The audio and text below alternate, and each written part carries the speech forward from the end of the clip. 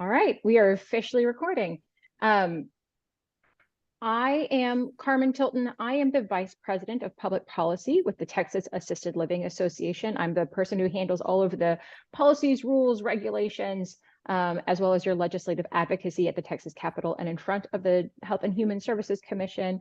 Today's TALAHour will be discussing emergency preparedness, emergency response. We are thrilled to have Servpro with us today to help to describe good emergency preparedness and good emergency planning. And I'm going to let you guys take it away. I'm going to put my video off to not be distracting, and we'll get rolling. Thank you all. Okay, awesome. Thank you, Carmen. So welcome, everyone. We are excited about presenting to you today.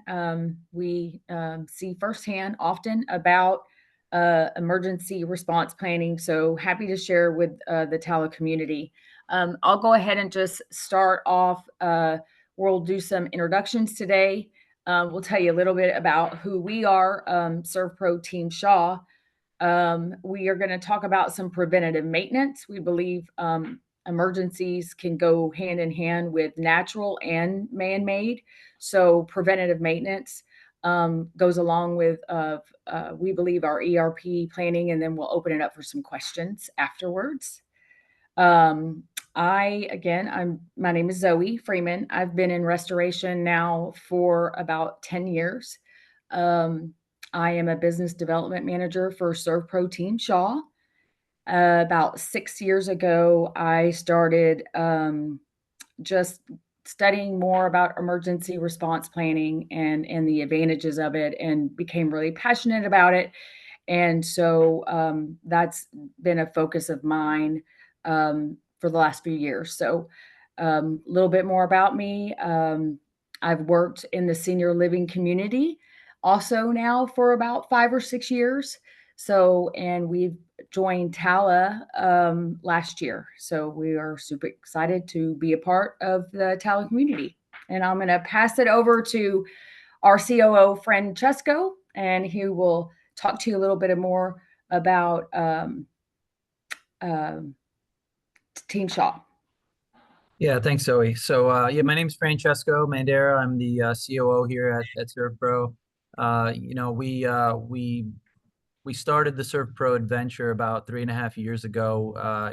Derek Shaw, who's the CEO, and myself, we come from corporate backgrounds where we worked a lot in the healthcare spaces and a lot of adjacent spaces to the senior living space. And so we did see a need at times for a better quality of service from providers in the restoration and construction spaces when you get into certain businesses like hospitals and senior living facilities where the sense of urgency and the levels of service need to be high, right? So today, the main objective that I'd love for you guys to take away on the call is the importance of planning for an emergency, because none of us think an emergency is going to happen. For us that are, homeowners, we don't think anything's going to happen to our house. Business owners, we never even want to think about something hitting us or something happening. But trust me, every day we deal with, 10, 20, 30 water claims, fire claims, and they're thousands yearly across our market. So it happens all the time, and it's better to be prepared, because when you are prepared, you can control the outcome instead of just letting the outcome control you, right? So we'll talk a little bit more about that in the following slides. So a little bit about us. We're in 4 major markets. We're in South Carolina, which is not in this slide, but we have a large presence in Dallas with 10 locations. We have 3 locations out in East Texas, and we have another 12 locations down in Houston. So we've grown tremendously in the last 3.5 years. We are the largest Servpro in terms of franchise count in the nation. And so we have a lot of experience going through, the freeze events that happen up here in Dallas, and responding to emergencies and serving the community over here. In terms of the services that we provide, that if you guys have any questions about any of these services at the end, we'd love to hear from you on any of these key services. But obviously, we are in the business of drying and extracting water. So if any pipes burst, or any supply lines to your toilets or your sinks or anything like that, get disconnected, or anything in a regard to sprinkler heads, rain-driven water, anything like that, we know exactly what to do in that aspect. In terms of fire, fires happen for a variety of reasons. There's kitchen fires, there's electrical fires, there's fires that here in DFW, where our corporate headquarters is, we have a lot of thunderstorms, and that sometimes you get thunder hits a home, or hits a business, and you have fire there. So we deal with everything fire, from getting the structure back up, to odor removal and soot removal, and cleaning everything that was in that home to try to restore it to the normal. And then to do that, obviously, we have a full moving arm as well. So we go on site, we inventory items, we clean them, we move them into our facility, and we store them until the site is ready to get back up and running. And then, finally, we put everything back once everything gets, if you have a facility that gets damaged, and we have to do demolition of materials, we also do post-disaster reconstruction and other improvements to the facility when necessary.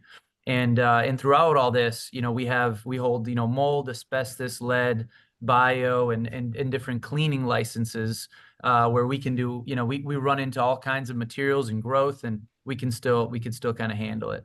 So we are a 24/7, 365 provider, and any restoration provider that you guys come across, and anyone that you align with, you want them to be always open, right? They have to be always open, because you never know when these emergencies can exist. And emergency services is really it is not easy, because you need to have organization behind teams that respond to an emergency when you need them, and you need to make sure that they have enough equipment, right, and they have enough employees, and that you are calling somebody that is in your area, and not some call service, right? So these are all things that, when you're choosing your provider, make sure you ask the question, do you have a call service?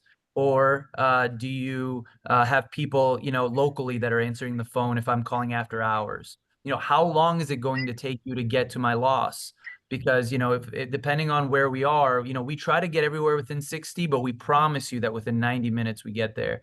But we as soon as that call comes in, we have people that get into a truck and head right there to make sure that we can get on site. So any one of you guys end up aligning with, if you're not already aligned with somebody, you want to make sure that the response time is fast.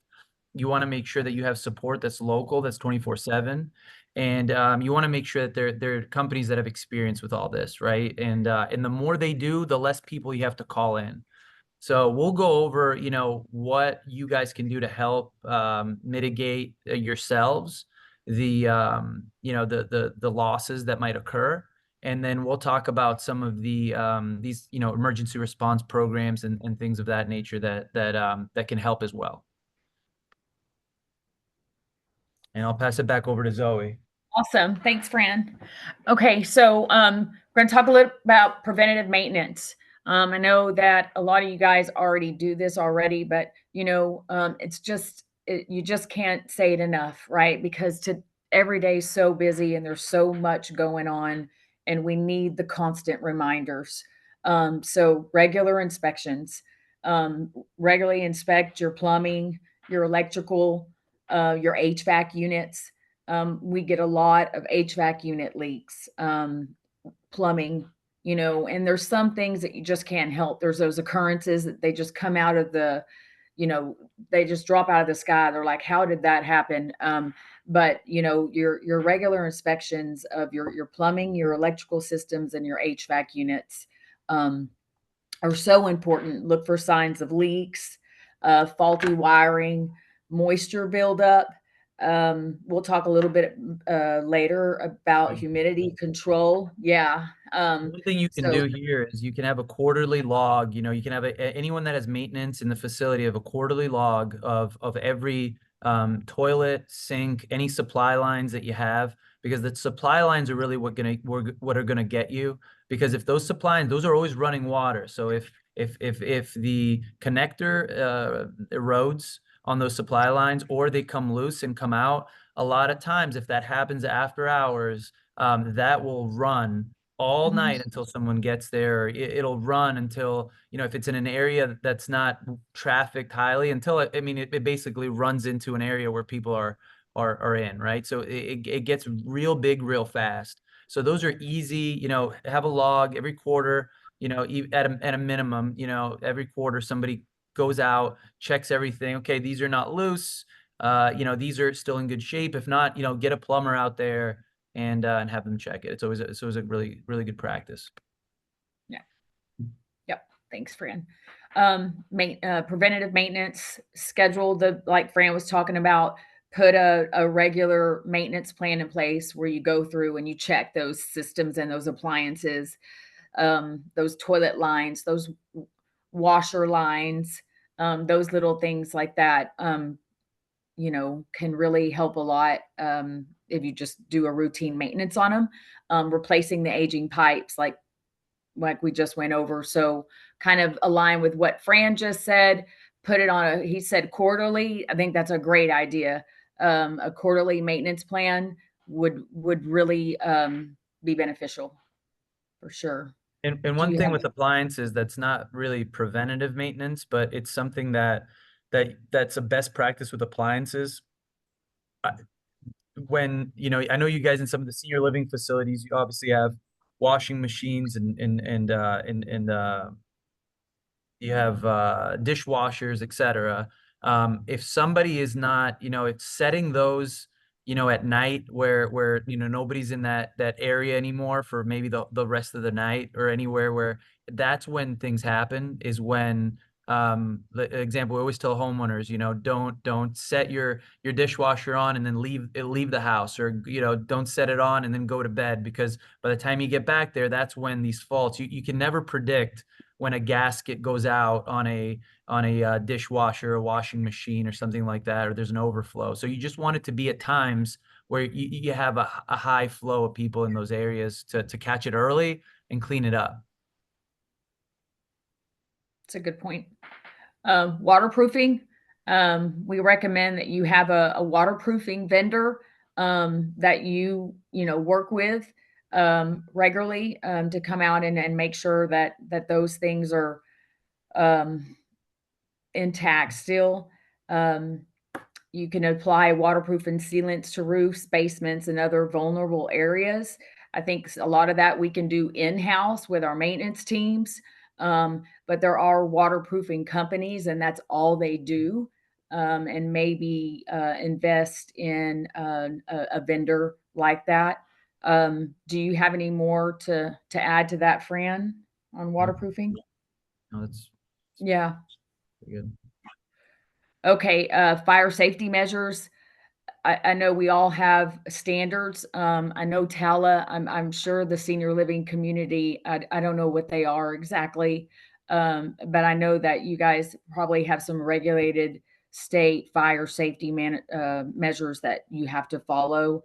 And so we would just recommend install and regularly test your smoke detectors and your fire alarms, and your fire extinguishers, make sure they're accessible and everyone knows how to use them. I believe that we do some training, and Fran, you'll have to correct me on that, where we can come out and do like a fire extinguisher training um, Mhm. for folks. But I'll let you confirm that. Yeah. Yep. Yep, for sure. And something that we see often, which doesn't seem like a disaster, but it can definitely turn into one. So it can start really small. and then go to something that we would definitely, especially in the senior living community, definitely, um, you know, declare disaster. So mold can get people very sick, especially when it's over certain amounts, if not deadly. And so we love to address mold prevention. We have an in-house environmental team, and that's all that team handles is mold and asbestos and lead removal. Um, so we're passionate about this as well. And so we love humidity control is a big deal to us. So here we just ask, water leaks, spills, that you know, put the time into to properly mitigating them. We love when folks have an in-house team. If there's ever anything that we can help you with, kind of talk you through. If you need a partner, somebody to call and say, hey, I got a couple air movers, I got a DHU. I've done this. Do you want to come out and do a moisture check? We do that all the time for our clients. Some of the, and they call us in on the larger losses, right? That they don't feel comfortable mitigating, but, or they'll just come out and say, can you just check it and make sure, or will you come do an air quality test for us? Cause we want to make sure that there's no mold present. So, these are all things that we do, and your local, or if you have a restoration provider already in place, that you'll want to ask from them for you guys. And so here it says also, I see where Fran added in, using mold resistant materials in areas that are prone to dampness, would just be a really wonderful thing to look into, especially senior living community for sure. I would say if you see any growth or discoloration in any area, it's always good to call a company that deals with mold. Just because it might not be mold, it might just be some kind of growth, it might just be simple discoloration, but beneath what you see, what the mold, as an organism, eats.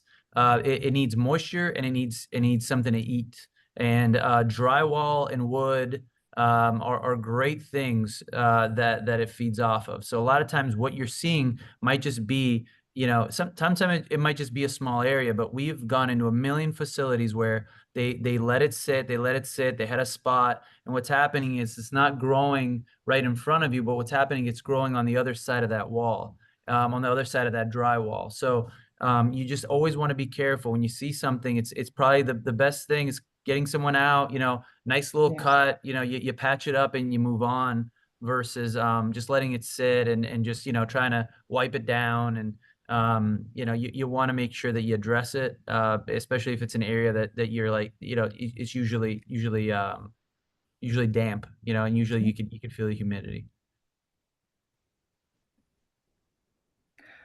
Okay, so kind of back in line with what we were just talking about, humidity levels being controlled. With our weather here in Texas, we can't, and we can't talk about this enough. Have a DHU or two on staff. Those dehumidifiers are wonderful for controlling humidity. Align with your local restoration company. Fran and I are going to put our numbers down. Our numbers will be on this video, and you can reach out to us anytime. We are happy to walk you through it. I'll put you with one of our mitigation specialists, but we're happy. We're happy to talk to folks about preventative maintenance, and that type of thing. So, if you don't have any DHUs, there's several different ways to get one. You can rent them. I believe now even like Home Depot and places like that, or just call your local restoration company that you partner with and ask them to bring some out for you. If you have an area that the moisture levels are picking up, until you can figure out a maintenance plan to get some ventilation or something of that nature in that area. So Yeah, and I mean, definitely like, get you to do. Mhm. a hygrometer is, you could cost 10 to $20, so having a hygrometer in your tool bag is always a great little thing right there, because if you go into an area and you check the humidity levels, it's always a best practice. I mean, some of us can tell, but that's an objective tool where you're like, man, it just feels a little musty in here. Feels a little too humid, and you look at those levels, and if they're higher than 50%, I mean, you have some kind of issue in there. It's either a ventilation issue or some kind of moisture is getting trapped in there somehow or another. Safe storage practices, store flammable materials properly and away from heat sources. Fran is the fire. I'm going to let you, can I put this over to you since you're the Sure. fire guru? Cause Yeah, he really is. Yeah. Yeah, I mean, fires can start in a variety of ways. But if you are dealing with any kind of chemicals, or even if, like, I've been to two facilities recently where they were just painting, and they had rags just stacked on each other, and then the chemicals that were on the paint and the rags just spontaneously combusted, and there was a fire that started and just destroyed half the facility. So just every time you have any kind of chemical that comes in, any label that shows you, hey, flammable, don't take that for granted in terms of just, oh yeah, just put it in the back with everything else. I mean, if it has a label, and a lot of times it's just, you might have an area with so many boxes you don't realize it, but especially with how hot it gets here, all it takes is for your AC system to go down, or something to happen one day, and those materials to overheat, and all you need is one of them to kind of combust. And it is, that I never wish a fire on anybody, because it is one of the most devastating things that can happen to anybody's home, business, facility. So just just something to be on the lookout for. Great. And circling back to professional assessments, if your vendors, reaching out to your vendors in those professions and have them come out and walk your facility. For us, it would be walking once a year. We do walkthroughs with all of our ERPs. We make changes where needed. We add where needed. So your waterproofing vendor, your electrical vendor, your HVAC vendor, make sure you're doing those professional assessments and having them out to identify any potential risks. I say once a year, Fran. I don't know if you would advise other, but that's what I've always done is suggest the once a year professional assessment. Yeah. Yeah, I would say at a bare minimum once a year, because so much changes, staff changes, your vendors change, and it's always nice to have someone walk your property. We usually do them biannually, in a lot of places that we're at, just because, like, in some of the spaces where we serve, like multifamily and some of the commercial, the property managers, the maintenance managers, they change so often that it's nice to walk and say, hey, I know you're new here. This is all the work we did. This is all the stuff. If this wasn't passed on to you, let me kind of go over it. And it's really nice to have that moment, because it's a settling moment where you know where everything is, and you can kind of, like, start fresh at that property. And I guess we've already talked about this. We're basically gonna jump into, obviously ERPs now, and the importance of an ERP, and we'll show you some examples, of ERPs, and I think that will that will get you guys to have more of an idea of what it looks like and the information that's contained within them. Yeah, and I saw we have a question here, Yeah. and it's saying, I know we're supposed to wait, but this one was particular. It says here, can we discuss assisted living regulations? So we have it's the regulation 55.3. We think I would have it. So we are going to get into the emergency preparedness, which does apply to that emergency preparedness regulation that you guys have that's mandated by the state. Yeah. Yeah, It we'll get into is that. That'll be in a slide to follow. right. Yeah. Yeah. Um, So, so And I'll, yeah, real go ahead. quick, just to interject, if we need to, we can have a longer conversation or a broader conversation. And then Tala has both resources available for sort of everybody, not just Tala members, on the tala.org website. If you are a Tala member and you go behind our membership paywall, we have a mascot, an AI mascot, who has been absolutely loaded up with all of the rules and regulations around emergency preparedness. And you can ask very specific questions about your specific company, your specific emergency preparedness policies and procedures, and the rules and regulations. So we have a variety of different formats of information, but we will also discuss it on this call. It's a kind of topic that's so big to talk about the rules and regulations that we could eat up, 4 to 5 hours just in that. So we'll discuss it, and then you have other resources available, and then I will put my contact information as well. We can always follow up and discuss individually. All right.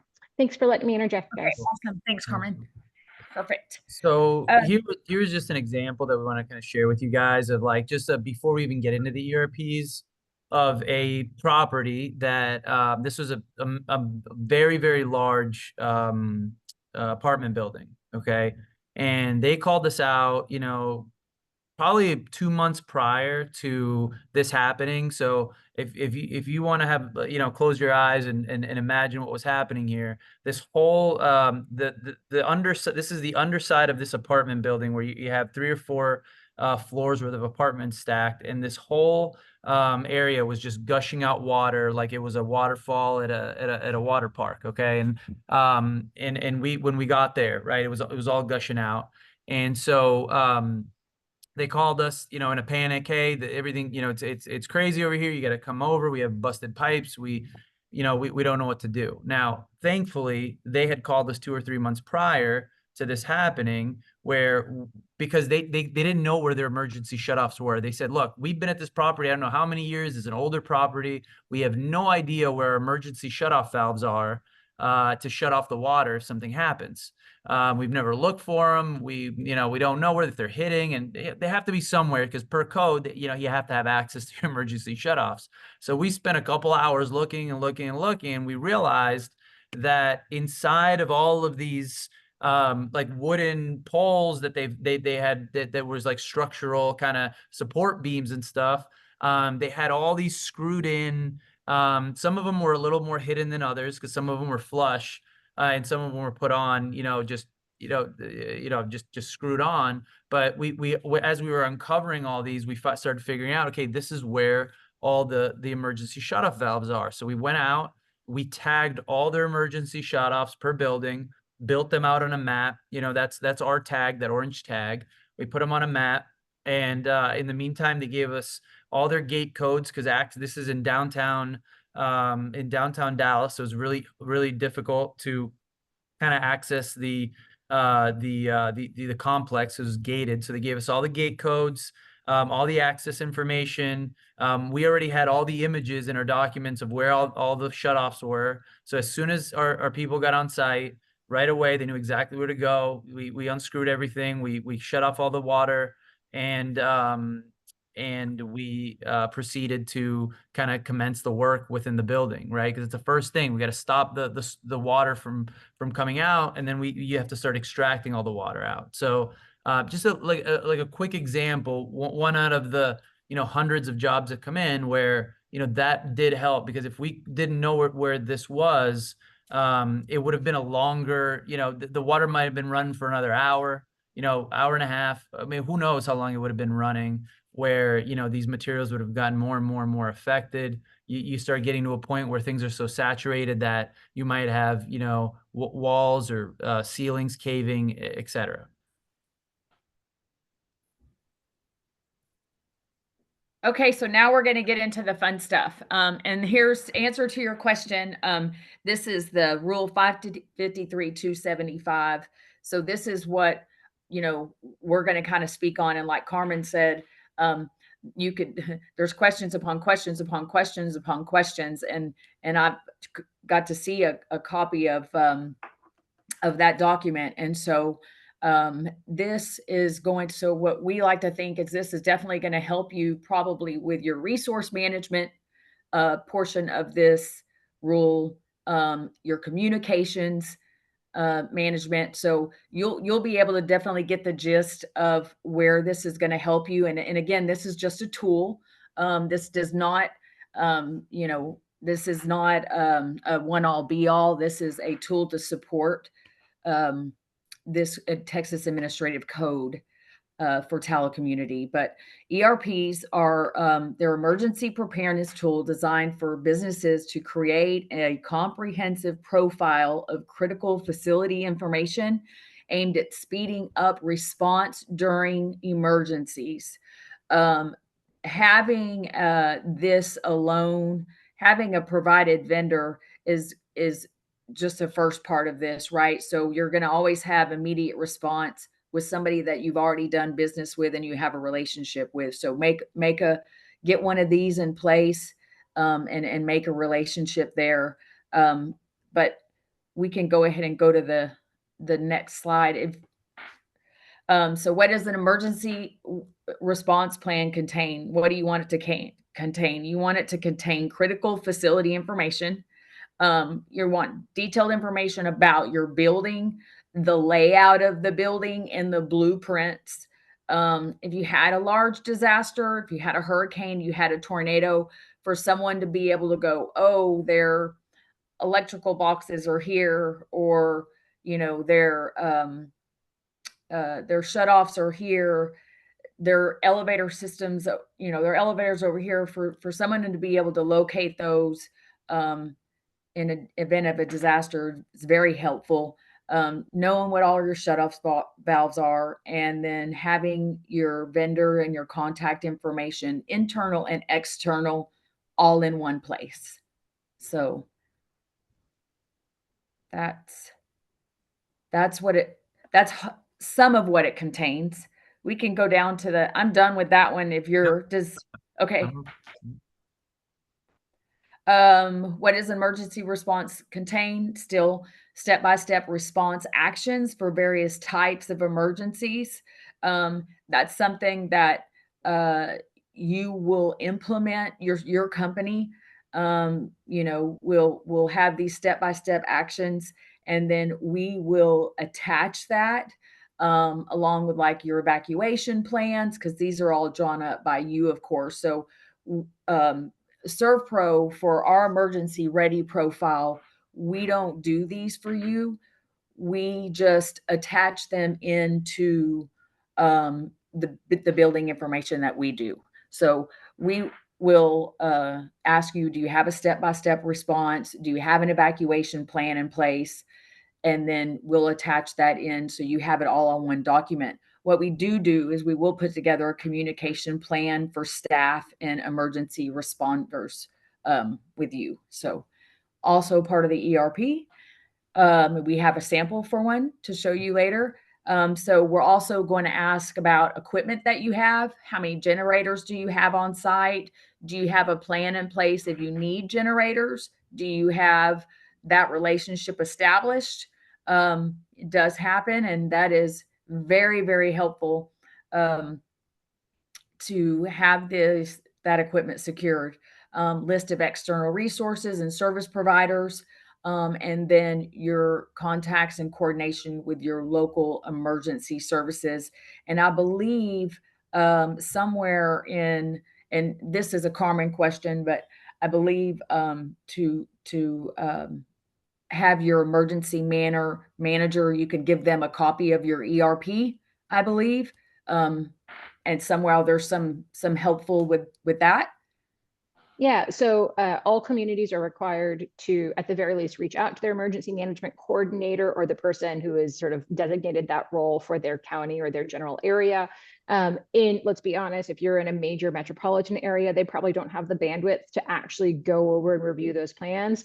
They may. In more of our rural communities, though, you oftentimes will, and they'll sit down and they'll go through your emergency preparedness plan, and they can help you to identify or call out areas where you may be a little bit weak. But yeah, you're exactly right. There is a requirement in the administrative code, right, which is our rules and regulations, that you, at the very least, try to reach out to your emergency management coordinator to share the plan that you have developed with them. And I think their emergency response plan, right, all the information about your building systems is an enormous part of that, because it's sort of the like, how do we maintain the shelter if we're going to shelter in place? How do we continue with coordination of care and making sure there's not disruption of services to our residents? And if there is going to be disruption of care, how do we minimize the impact that disruption will cause? So yes, Okay. it's all part of it. I thought I read that somewhere. Okay. Resource allocation. So, oh, I didn't skip a slide, did I? You're good. I might have. Okay, I think we've already. Yep. Okay, so here is an actual copy of what our emergency ready profile looks like, and so we start with a property overview page, and it's really we try to keep it really simple. We'll list here, there's a picture of the facility, there's, the building address. We start by listing hazardous material in the building. And then we go into information about the building. I can barely read that. Yeah, it So, basically and tells then, you, if you have a generator or not. If you Right. did have a generator for power, there'd be an image in there with the generator and the notes of where it is, because a lot of times if we need to do extraction and there's no power, knowing that there's a generator on site, we can attach the generator, or your emergency provider would have to bring one on site. So we always try to have that in there. As well as Yeah. all of definitely all the areas of the building, and then obviously all the pictures, right, of all the critical areas and things that are needed, right? How to get in. This is the stairs to the lower entry, and this is great for you guys to have on file, but it's also great to share with your emergency response provider. So here we go. So this is the information I really enjoy on these emergency ready profiles is you're going to have all of your vendors listed and all of their phone numbers, right? So you're going to have it says here it's got your water, your gas, and your electric, which is great, right? So you have those, but we also gather your HVAC company's information, your elevator, your alarm system, your all the key vendors that would be involved should you have some type of disaster, man-made, natural-made, happen to your facility. And then we've got we put pictures of where everything is, where all the utility shutoffs are, just in case you never know. So we see the darndest things happen. We have it where there's a brand new maintenance manager. It's his second week, and he didn't know where the sprinkler shutoffs were. Something like that happens all the time. So we have we share this as a PDF, and everyone can go to the PDF and find this information out. So why emergency response planning? Why is it important? It's important because it cuts down, it's safe, it's secure, continuation of business, protecting both the residents and the business. When you have a established relationship and you have one of these in place, I've seen it firsthand so many times, the difference between not, and let's just talk about water and mold. From day one, and I know you guys, managers, maintenance managers out there on the call, I know you've seen it happen, to where, let's say your power goes out, right? And in a matter of 3 days with no power, then the damage can be severe. So if you got this in place, you got these things ready to roll, if it happens, it just makes the world of difference. So that's why, emergency response planning is so important. Yep. Totally believe in it, and I've seen it happen. So part of the things that it allows from us is quick and efficient response. So you minimize downtime and disruption, ensure rapid restoration and recovery. That's where we would come in, your restoration provider, and then you are protecting residents' safety and well-being. Comprehensive risk management, identify and mitigate potential hazards. That's going to be in your yearly assessments that you do. I think most vendors that have this on file have a yearly program where they'll come out and rewalk this with you. I know that we do. So I'm assuming probably most other companies will do as well. Create a clear plan of action for emergencies. That's always great. You know, who's heading this? If we have a disaster hit, who's, controlling that? Who are the emergency responders that are going to take charge in this event? Reduce the risk of costly damages and liabilities, and provide your regular check-ins to inspect facility changes. So compliance and peace of mind. These serve as a tool for the compliance and regulations that the TALA community has. It helps you meet regulatory and industry standards. It enhances your preparedness for inspections and audits, and you provide assurance to residents and their families. There's just no downside to having an emergency response plan in place at all. So, cost savings, that goes with, cost savings, same thing as, everything else. You jump on something sooner than later, and it's gonna save all around, including costs.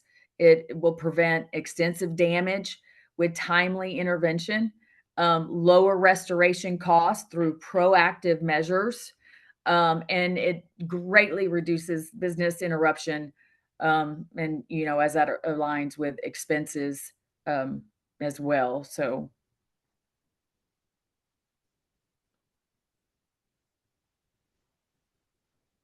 And then that's it. There's just these are usually so for Servpro Team Shaw, we do not charge for our emergency ready profile. It's a provided service. We are happy to come out and put one together for you. And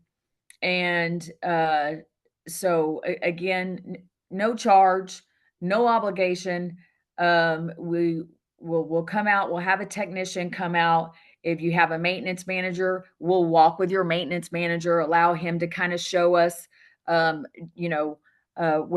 shut-offs, and we'll get with you and get a resource management plan together, and anything else we can assist you on. So, we're glad to be here. Hope you enjoyed it. Hope you learned something. And if we can be a resource for you at any time, feel free to reach out to us anytime. So. No, Thank yeah, you. appreciate you guys for hopping on, and we'll answer questions now. But again, we always thinking about this stuff is something that, it's not top of mind. You have to be intentional about it, but you don't regret it at the end. I think we have some of these the questions coming in. So one of them is, have you ever seen commercial property insurance cover mold remediation? We usually see it excluded, making a bad situation even worse. So I have seen, If it's underwater, if it's a cause of water. Yeah. A lot of times, it really depends on the carrier. So it is not a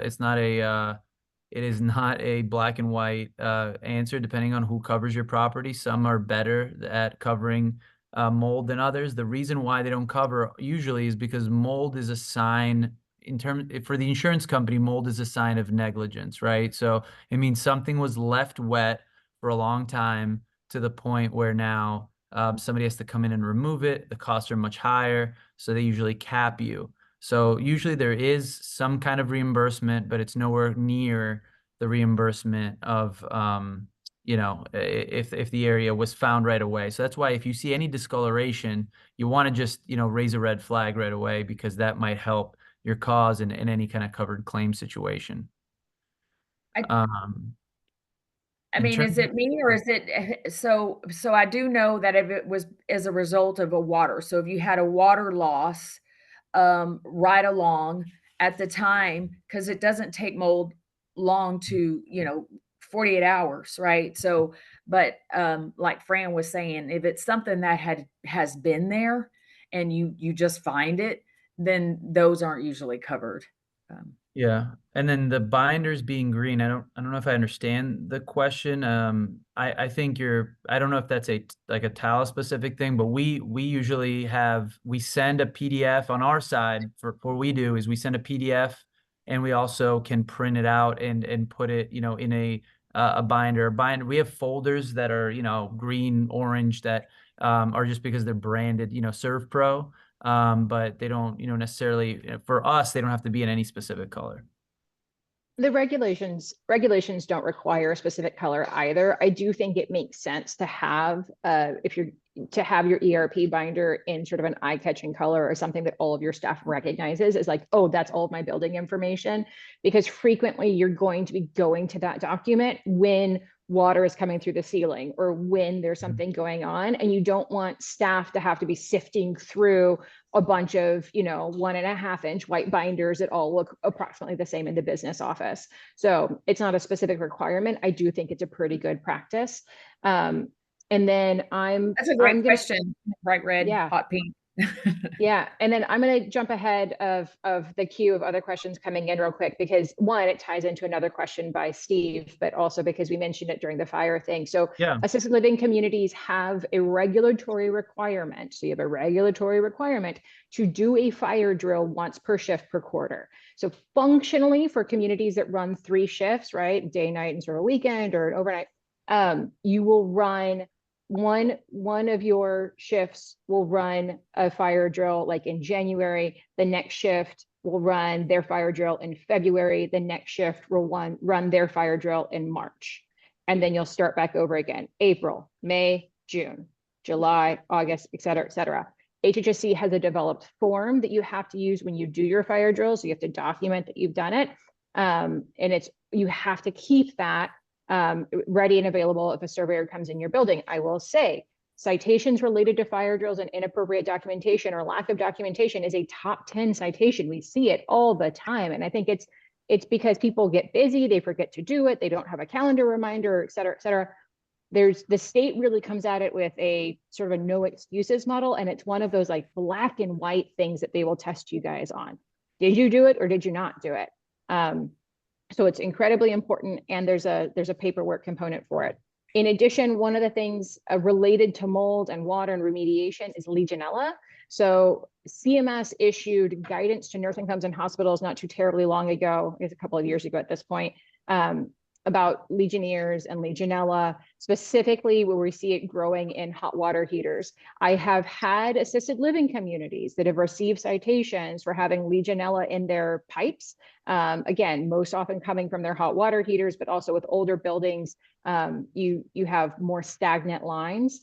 And the state has come in and said, hey, you have a responsibility to ensure that your hot water systems are flushed on a fairly regular basis so that you don't have this potential buildup of bacteria in your hot water systems.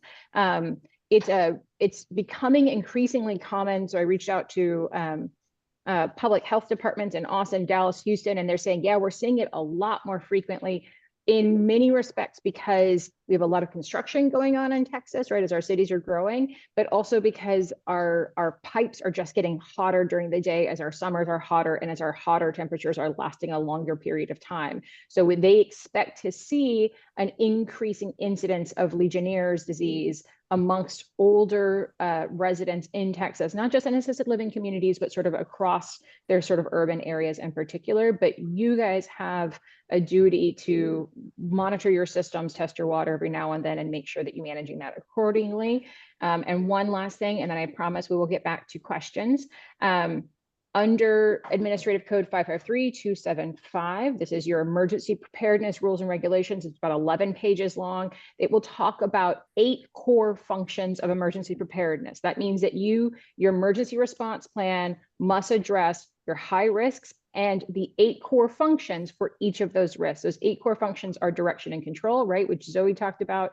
Who is interfacing with your emergency person? Who is talking to your staff? Who is informing your residents and their families and all of that? So direction and control, communication. What are you saying? How are you saying it? If you're alerting families via Facebook, who's responsible for doing that and how are you doing it? Warning is typically both how are you receiving warnings, right? If there's an evacuation alert or something that goes out, who's monitoring that? But then also if you're going to evacuate or if you're going to be informing your families of or your emergency systems, emergency services providers, et cetera. It's not just it's warnings from the county or the local area to you, but also your warnings out to your other folks if something big is going to happen. Sheltering arrangements, if you're going to stay in the building, what does that look like? Evacuation arrangements, if you're going to leave the building, what does that look like? Transportation, everybody is required to have an active and current transportation contract in the event of an evacuation. Health and medical needs. This is how you're going to ensure that your residents' healthcare is not disrupted because there is an emergency of some sort, right? Also super important, if you have medicine that has to be kept cold, how are you going to do it? All of that sort of thing. And then resource management. This is sort of the crux of what we've talked about today, but it also includes things like food and kitchen and whatnot. So you have 8 core functions for every risk identified in your emergency preparedness plan. It's a lot. There's a reason why we put out so much information related to emergency response and emergency preparedness.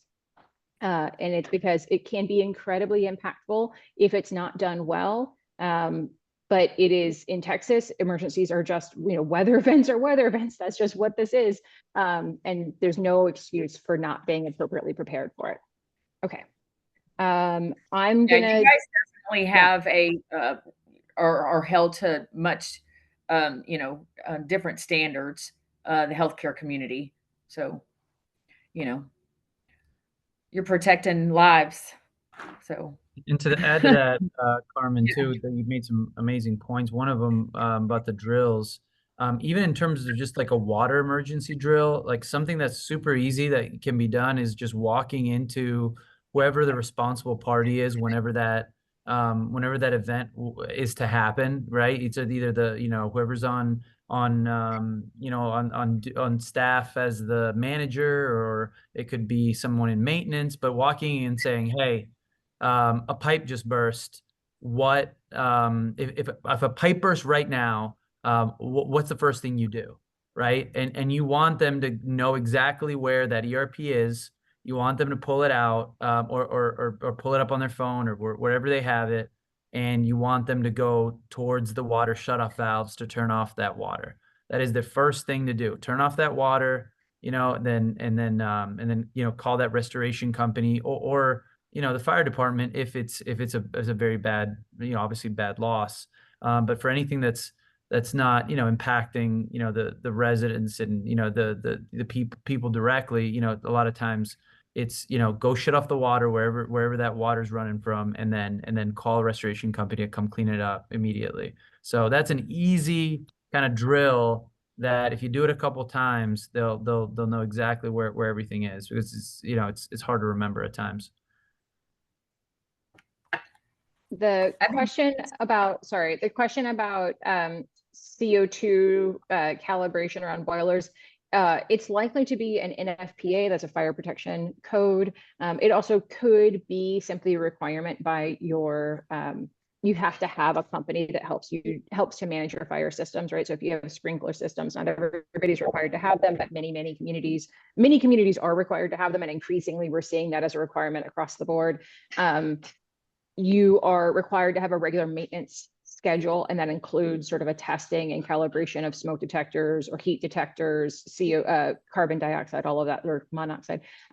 All of that stuff kind of goes into that full system. So I don't know exactly when the change would happen or exactly which level or authority. But as long as you have a good contract, if you have a valid contract with a good provider to manage your fire and maintenance systems, they should have the internal schedules and know how frequently each system element needs to be tested. Yeah, we always recommend, so we say quarterly, to go through your ERP, and do a little drill. So I think one of the questions was, how often do you test? You got to quarterly tests. I think would definitely be a must. You're right. Your dad is right. What good is a plan if you don't test it? You know, you haven't looked at it for a year, until you guys go back and do another walkthrough on it to update it. And, are you even really going to know how to execute it if you need to? So, And I'll note, absolutely right there. and I'll note from a regulatory perspective, right? Because that's my hat. Every single staff member is required to be trained on emergency preparedness and response, their roles and responsibilities for their job at orientation for that job. So everybody should get that training when they come in. You are required to drill on your emergency preparedness plan at a minimum once per year. No, your fire drill does not count as the drill for your emergency preparedness plan. You need to then update once you've done your drill, and you can pick whichever disaster or particular event you want to drill for. Once you have completed your drill, then you need to document what worked, what didn't work, and what changes you made. So when surveyors go into your building, they think of your emergency preparedness plan and policy as a living, breathing document. They expect to see changes. And quite frankly, as your residents come and go, right, one may need a Hoyer lift, and then that person does, that person moves out or whatever. If your resident needs change, your emergency preparedness response will probably change too. Or if you get a new bus, or if you lose a bus, or, depending on how you're staffing, right? There's all sorts of fluctuations that will result in a change to your emergency preparedness plan. And you won't have to update every single element, right?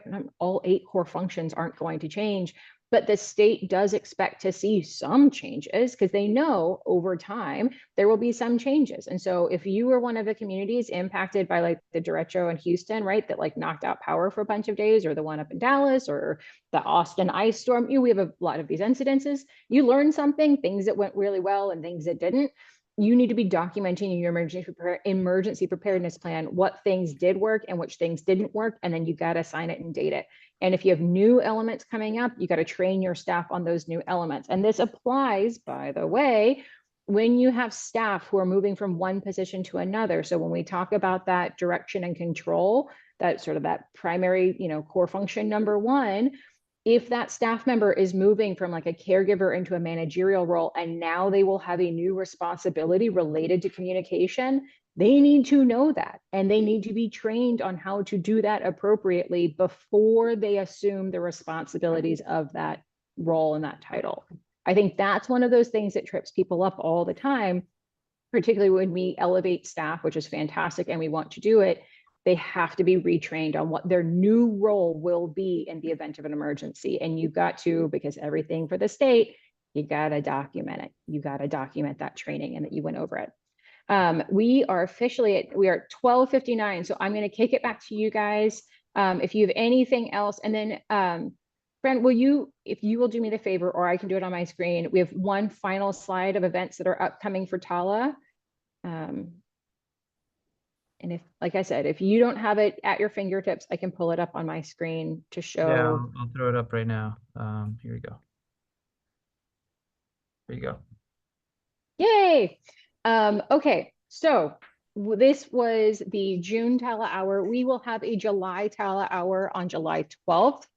It will be a really fantastic overview of all of the new member benefits that we have been steadily rolling out over the past several months. Some of them are really, really exciting. Some of them are kind of continuations of existing benefits. So we think that's going to be a really fantastic one. We want you guys to know what resources you will have available to you because you are fantastic TALA members.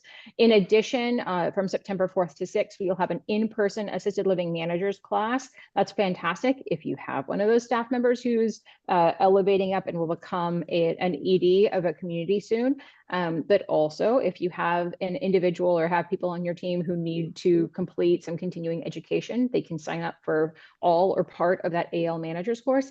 And then, of course, always, we have the TALAHour newsletter. It is not exclusive to TALA members. I mean, of course, we always love TALA members. It's not exclusive to TALA members. If you go to TALA.org, you'll see a nice, great pop-up. Put in your email address. Anybody in your organization is allowed to sign up for it. We send out a ton of information, both information about TALAHours coming up, but also new regulatory requirements, interpretations, things that we're seeing, good news going on, all of that fun stuff. We put out as much information to the broader senior living community as possible. And the the primary way that we do that is through that TALAHour newsletter. It comes out once a month, and our June edition will be coming out on Wednesday, the 26th. All right. I want to say thank you to everybody who joined us today. Thank you guys, Servpro, for your fantastic publication or presentation rather. We will send out slides to registered participants. Diana will do that most likely next week. I believe we also throw this up on our YouTube channel. If you are developing your own emergency response plan, or we want to sort of take examples of what Servpro uses for their client properties, you are welcome to utilize this material in any way, shape, or form. You have contact information for the panelists today. And yeah, at 1:02, nice tidy hour of your time. Thank you so much. I'm going to stop the recording and let everyone get on with their days. Thank you all so much, guys. Thank you.